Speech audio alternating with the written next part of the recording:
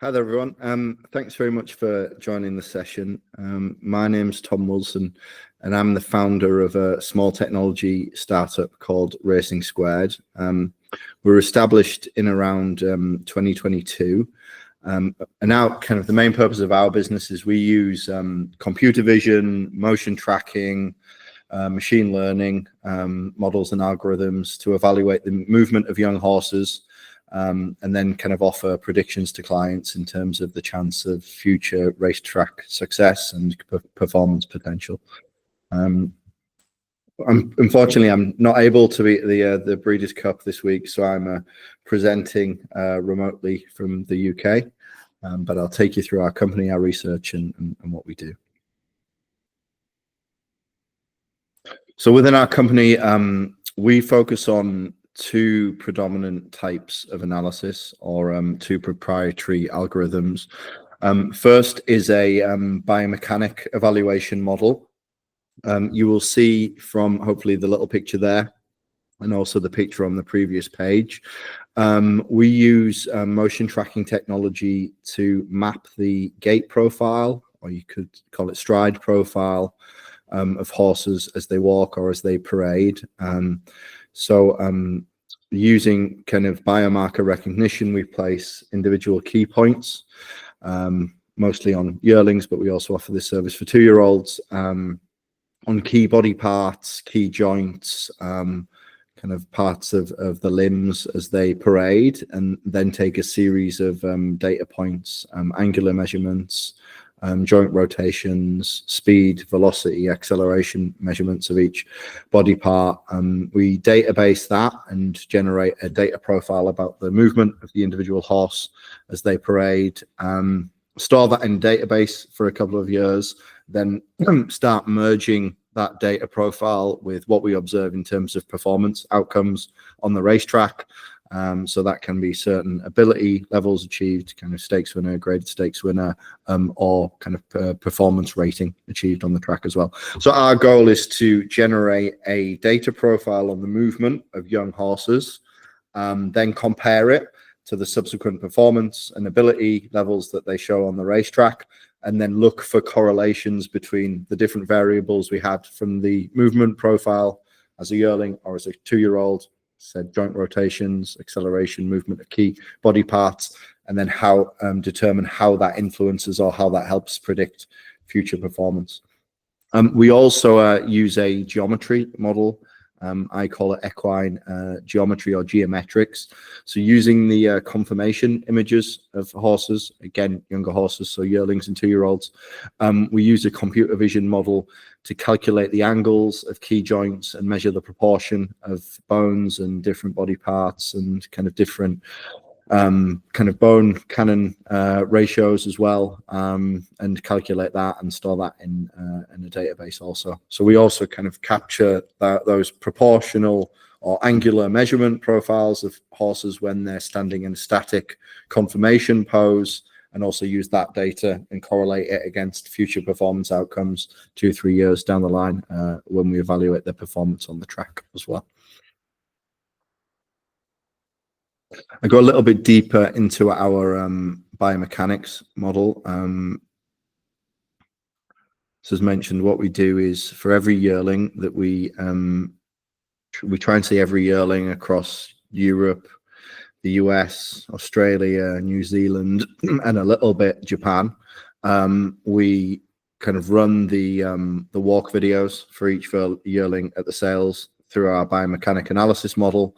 That generates this kind of key point markers and kind of structural profile of the horse.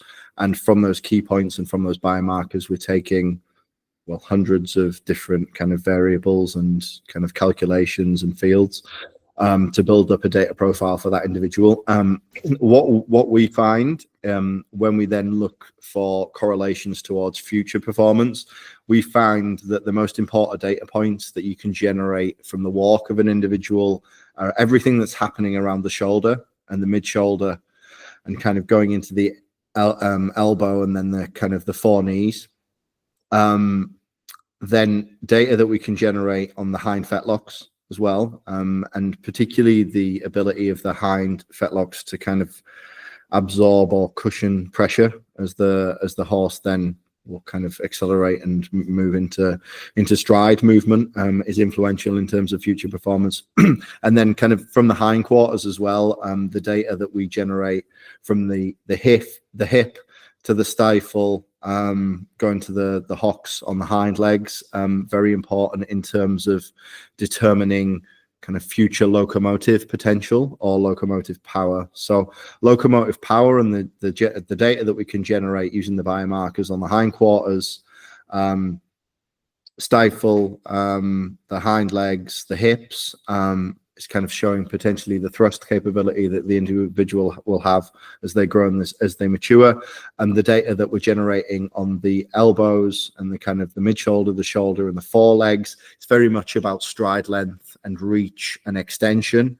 And the angles of extension that the horses can generate there is also an influencer in terms of future performance.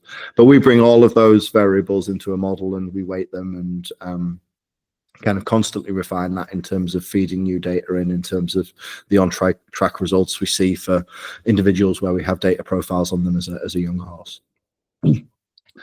Question will, yeah, maybe just to zoom in a little bit on the type of data that we are generating. I come out of slide mode so I can show it. This is just a subset, but this is the type of data that we're generating from that kind of annotated movement video. As mentioned, this is a subset and it's normalized, so the individual numbers won't mean too much, but I want to show the variables. So we're calculating an average stance time across kind of all four limbs of the yearling as they parade, an average swing time across each individual limb as they kind of move through a stride sequence. TST stands for total stance time, so we're then doing total stance time for each individual foot. On the yearling, we're doing overlap time between the legs, so we're calculating kind of what's the ratio and proportion of overlap between the movement of the individual limbs.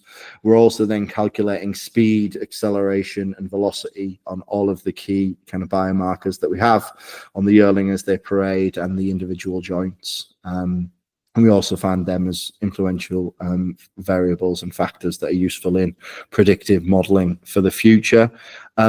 The question is, does it work and what type of performance do we get? I show you a couple of profiles of horses that we had as yearlings that have then gone on to be subsequent elite performers as racehorses, and also show you how it kind of converts overall from the top rated horses to the bottom rated horses.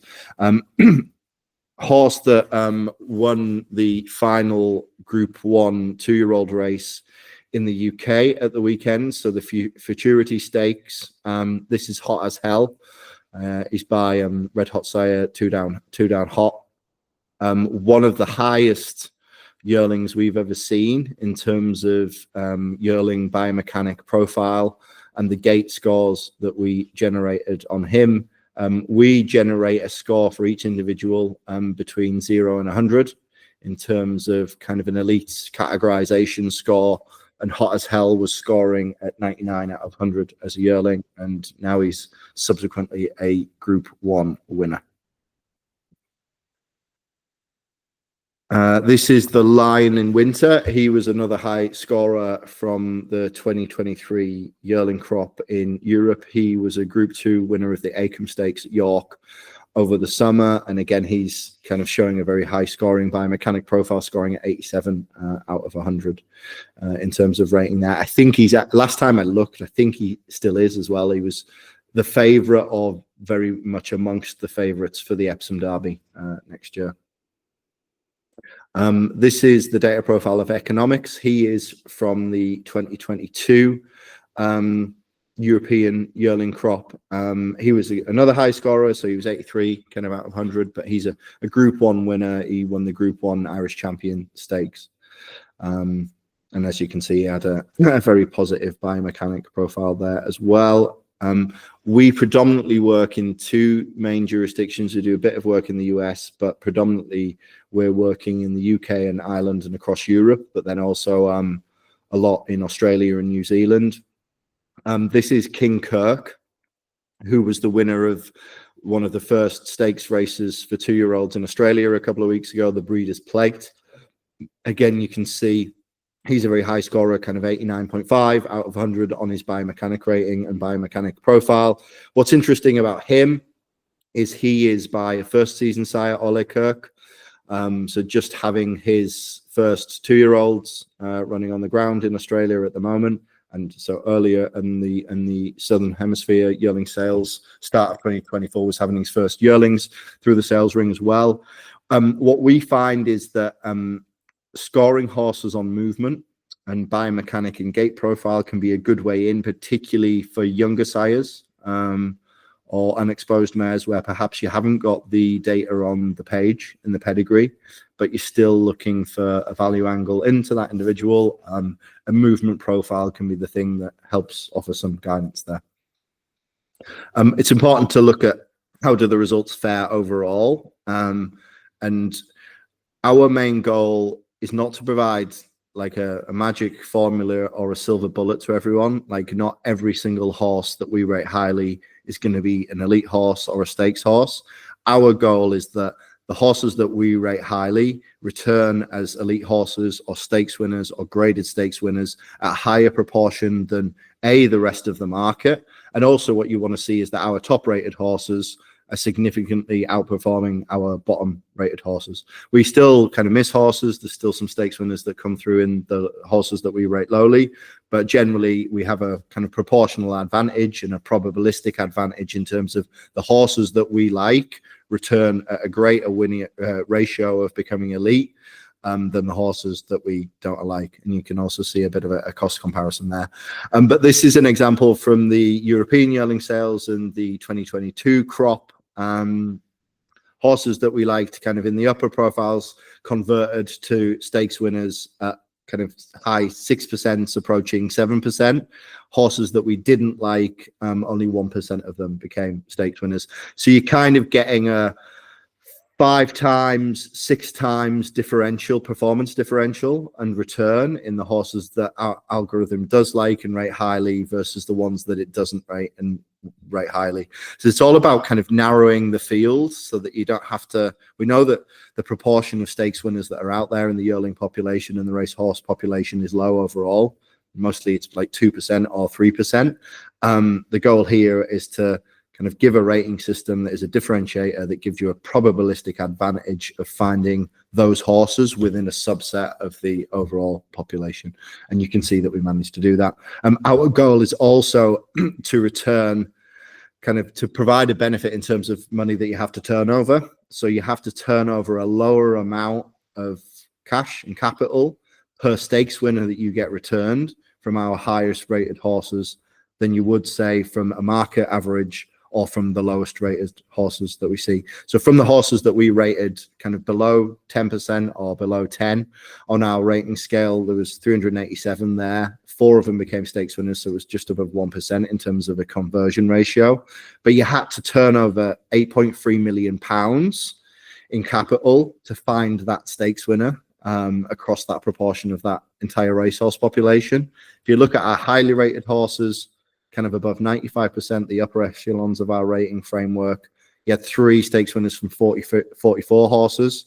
You only had to turn over, well, only, but you had to turn over £988,000, so approaching £1 million to find the stakes winner there. But the difference is, do you want to turn over £1 million in capital to find a stakes winner, or do you want to turn over £8 million in capital to find a stakes winner? Similar results in Australia and New Zealand. This is the performance we had on yearlings that we evaluated in the 2023 Southern Hemisphere crop.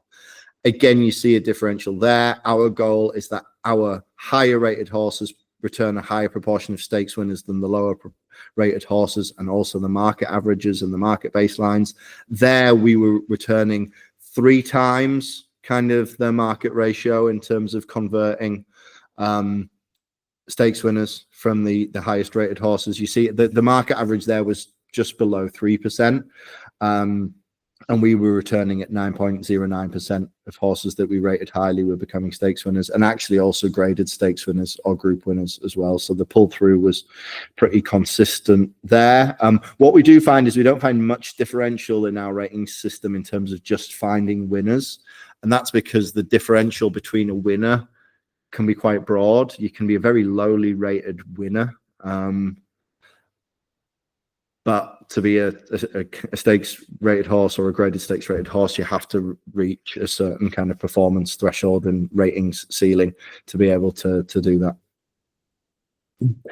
What we also use is we use the biomechanic and geometric ratings as a pin hooking angle.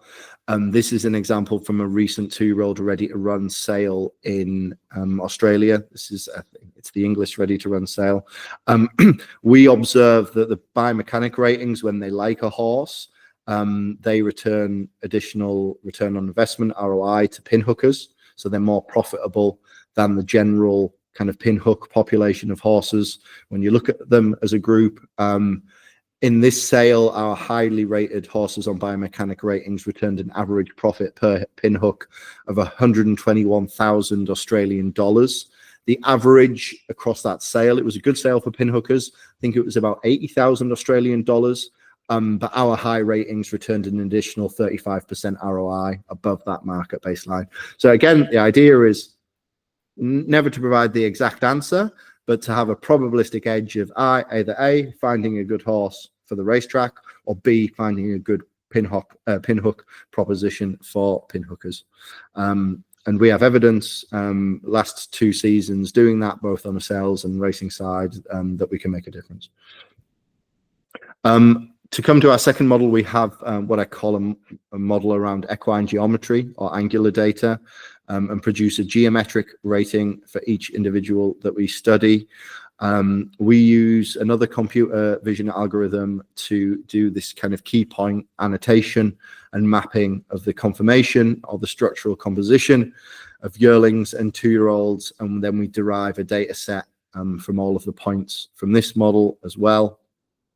Very similarly, what we observe here is we observe the most important data points that we generate are the angular and proportional measurements around the shoulder and the mid-shoulder and the elbow going into kind of the top of the 4 legs. And then on the hindquarters, everything that we observe, the relationship and the angle and the proportional measurements between the hips and the stifle going into the hocks on the hind leg. So it's quite interesting that it's different data and it's different variables, but we observe the same factors, that the most influential kind of data profile points you can take on movements or stance from a computerized perspective of young horses are all kind of related around the shoulder area and the elbow area and the hip area and the stifle area. This is kind of our kind of weighting or kind of feature importance in terms of we took all of those conformational and angular geometric measures, we put them in a database. We have about 9,000 yearlings in our database now and 3,000 2-year-olds in our database. We then look at correlations to future performance, as I mentioned previous slide, shoulder, stifle, elbow, kind of key influencing factors, but there you can see kind of a breakdown of the angular measurements that were the most influential in terms of future stakes relationships. We also use these biomechanic gait profiles that we generate and the conformation or geometric profiles that we generate to kind of cluster horses. We create a movement profile for each individual horse, and we maintain that in kind of like a networked database. So each individual horse is a node within that networked database, and they have both a walk profile and then a geometric profile in stance against them. And then we interrogate that database and look for clusters where we know that elite horses come from, or look for kind of clusters or families or trees where elite horses are coming from. Now, this is Imperatrice, who was multiple Group 1 winning mare in Australia and New Zealand. And this is then her one of her kind of proportional geometric profile compositions, but the blue dots on the slide are stakes performers, and the red dots on the slide are non-winners. And what you see is that Imperatrice has a very good geometric profile, and she's actually sitting nicely with a cluster of a number of other stakes winners as well. So there's a number of stakes winners kind of closely related to her and had a similar physical data profile when we database it.